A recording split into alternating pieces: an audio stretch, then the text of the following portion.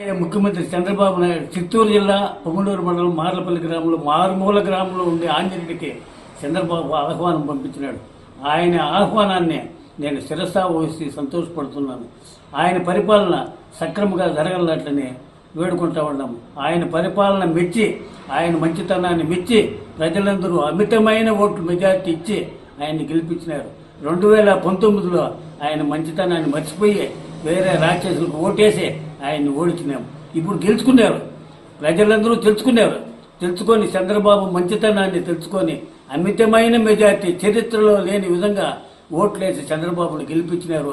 ఇప్పుడు రేపు సీఎం కాబోతా ఉన్నాడు. ఆయన మంచితనాన్ని ఒప్పుకొని ప్రధానమంత్రి మోడీ గారితో కూడా ఆయన ప్రమాణ స్వీకారానికి వస్తూ ఉన్నాడు.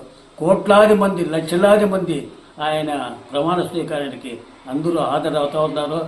నాకు ఆహ్వానం పంపించినాడు, కానీ ఆయన ఆహ్వానాన్ని నేను శిరసా ఊహిస్తూ ఉన్నాను. రాక్షస పరిపాలన పోవాలంటే చంద్రబాబు కంకణ కట్టుకొని ముందుకు వస్తాడు, రాక్షసులందరికీ కాలితో తొక్కుతాడు, న్యాయమైన పరిపాలిస్తాడు. అదే మా కోరిక, అదే చంద్రబాబు కోరిక. ప్రజలందరినీ తన బిడ్డల మాదిరిగా కాపాడుకునే శక్తి చంద్రబాబుకే ఉండే, కానీ ఇతర వాళ్ళకి ఎవరికి లేదట్లా కూడా నేను హృదయపూర్వక చెప్పగలుగుతున్నాను. ఇప్పుడు సల్లా రామచంద్రారెడ్డి పొంగనూరుకి నిలిచినాడు, కానీ ఆయన ఓడలేదు. ఆయన గెలిచినాడు, దొంగ ఓట్లు వేసుకొని వేరే వాళ్ళు ఆపోజిట్ పార్టీ వాళ్ళు గెలిచినారే, కానీ సల్లా రామచంద్రారెడ్డి ఓడలేదు, ఓడ కూడా.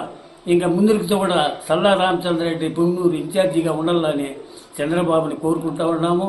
ఇంకా రాబోయే దినాల్లో చంద్రబాబు పరిపాలన 3 పువ్వులు 6 కావిలు కాసేట్టుగా ప్రజలందరినీ సుఖజీవితులుగా కాపాడే శక్తి ఆయనకి ఇవ్వాలని ఏడుకొండల వెంకటరమణ స్వామిని వేడుకుంటూ సెలవు తీసుకుంటూ ఉన్నాను.